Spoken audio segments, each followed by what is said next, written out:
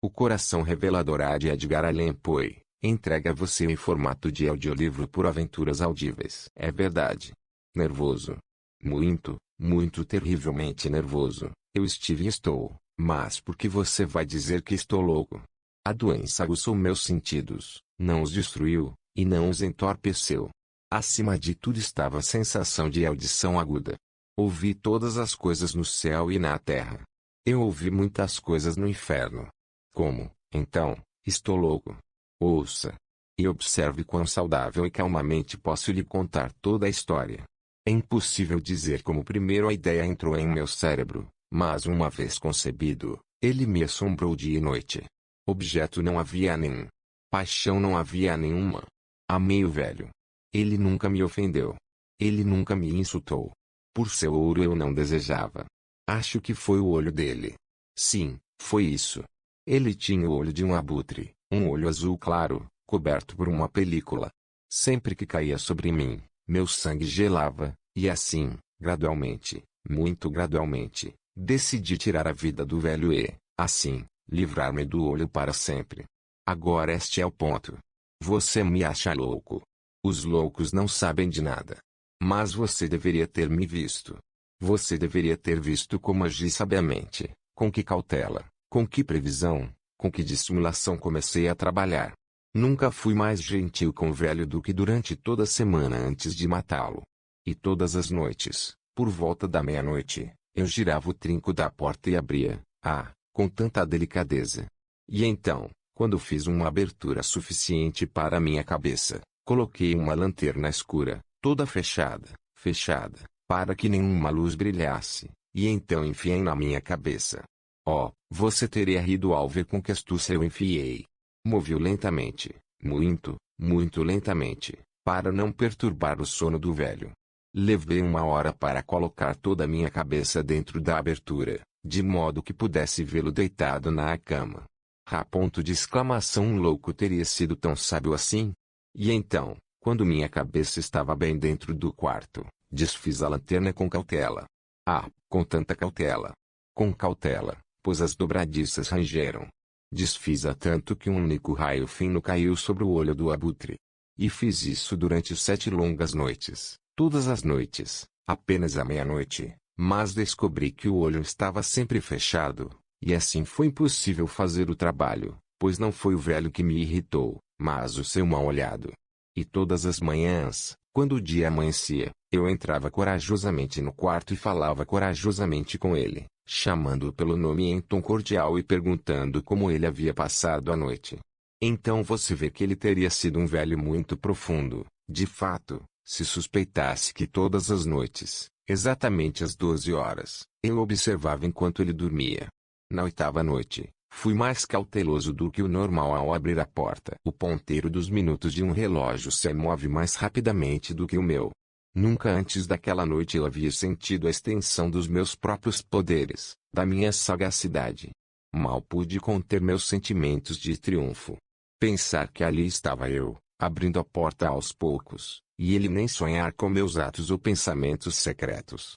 Eu ri bastante da ideia, e talvez ele tenha me ouvido, pois ele se moveu na cama de repente, como se estivesse assustado. Agora você pode pensar que eu recuei, mas não. Seu quarto estava escuro como piche devido à escuridão espessa, pois as venezianas estavam bem fechadas, por medo de ladrões, e então eu sabia que ele não podia ver a abertura da porta, e continuei empurrando-a com firmeza. Com firmeza. Eu estava com a cabeça enfiada e estava prestes a abrir a lanterna quando meu polegar escorregou no fecho de lata e o velho pulou na cama, gritando: "Quem está aí?"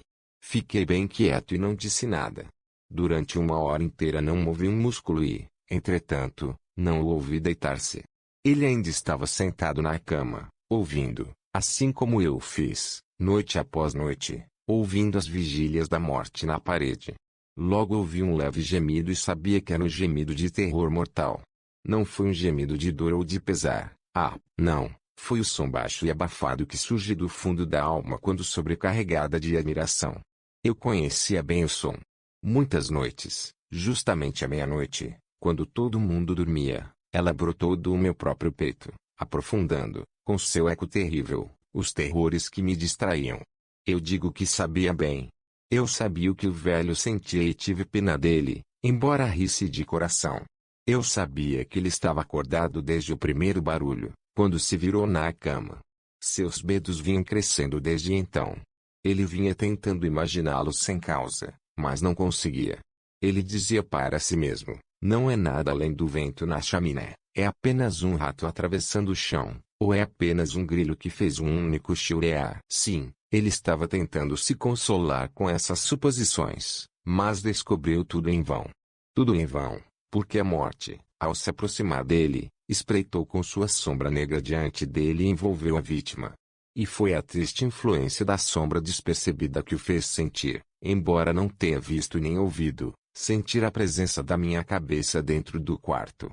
Depois de esperar muito tempo, com muita paciência, sem ouvi-lo se deitar, resolvi abrir um pouquinho, uma fresta muito, muito pequena na lanterna. Então eu abri. Você não pode imaginar quão furtivamente, até que, por fim, um raio simples e fraco, como o fio de uma aranha, disparou da fenda e caiu direto sobre o olho do abutre. Estava aberto, totalmente aberto, e fiquei furioso ao olhar para ele. Eu vi com perfeita nitidez, todo de um azul opaco, com um véu hediondo sobre ele que gelou até a medula dos meus ossos, mas não consegui ver mais nada do rosto ou da pessoa do velho, pois direcionei o raio como que por instinto, precisamente para o maldito local. E eu não lhe disse que o que você confunde com loucura é apenas uma agudeza excessiva dos sentidos.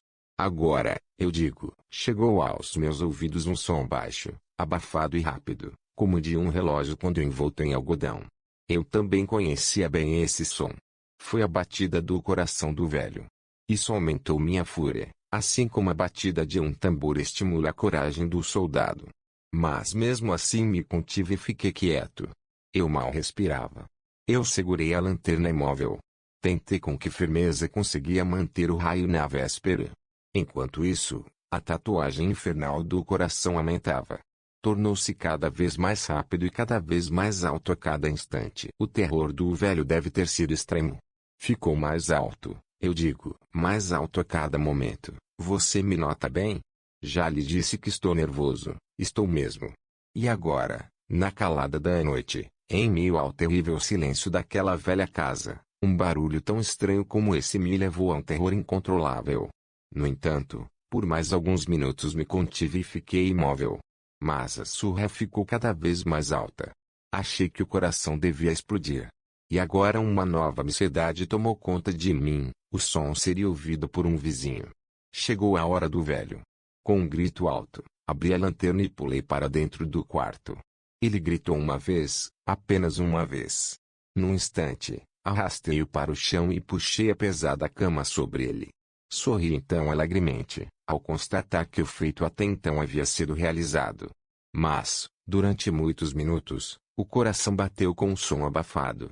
Isto, porém, não me incomodou, não seria ouvido através da parede. Por fim, cessou. O velho estava morto. Retirei a cama e examinei o cadáver.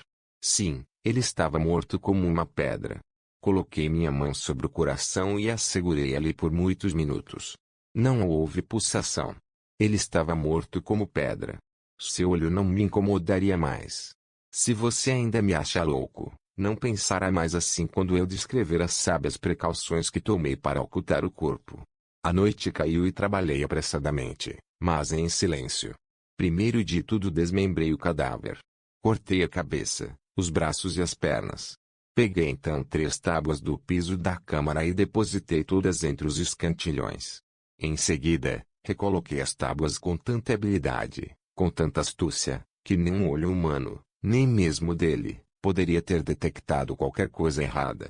Não havia nada para lavar, nenhuma mancha de qualquer tipo, nenhuma mancha de sangue. Eu estava muito cauteloso para isso. Uma banheira pegou tudo -a. Quando terminei esses trabalhos, eram 4 horas, ainda escuro como meia-noite. Quando a campainha tocou a hora, alguém bateu na porta da rua.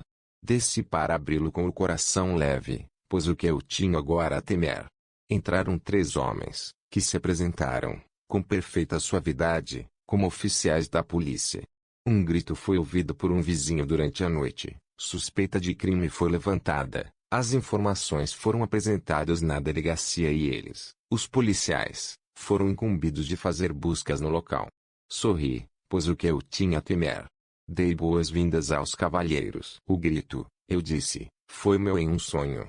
O velho, mencionei, estava ausente no país. Levei meus visitantes por toda a casa. Pedi-lhes que procurassem, pesquisassem bem. Por fim, levei-os ao seu quarto. Mostrei-lhes os seus tesouros, seguros e imperturbados. No entusiasmo da minha confiança, trouxe cadeiras para a sala e desejei-lhes que aqui descansassem das suas fadigas, enquanto eu próprio, na audácia selvagem do meu triunfo perfeito, coloquei o meu próprio assento no mesmo local sob o qual repousava o cadáver da vítima. Os oficiais ficaram satisfeitos. Meus modos os convenceram. Eu estava singularmente à vontade. Eles se sentaram e enquanto eu respondia alegremente, eles conversavam sobre coisas familiares. Mas, em pouco tempo, senti que estava ficando pálido e desejei que eles desaparecessem. Minha cabeça doía e tive a sensação de um zumbido nos ouvidos, mas eles ainda estavam sentados e conversando. O toque tornou-se mais nítido, continuou e tornou-se mais nítido. Falei com mais liberdade para me livrar da sensação, mas continuou e ganhou definição. Até que, por fim, descobri que o ruído não estava dentro dos meus ouvidos. Sem dúvida, agora cresci muito pálido, mas falei com mais fluência e com voz mais aguda. No entanto, o som aumentou, e o que eu poderia fazer? Era um som baixo, abafado e rápido, muito parecido com o som que um relógio faz quando envolto em algodão. Respirei fundo, mas os policiais não ouviram. Falei mais rápido, com mais veemência, mas o barulho aumentou constantemente. Levantei-me e discuti sobre ninharias, em tom agudo e com gesticulações violentas, mas o barulho aumentou constantemente. Porque eles não iriam embora.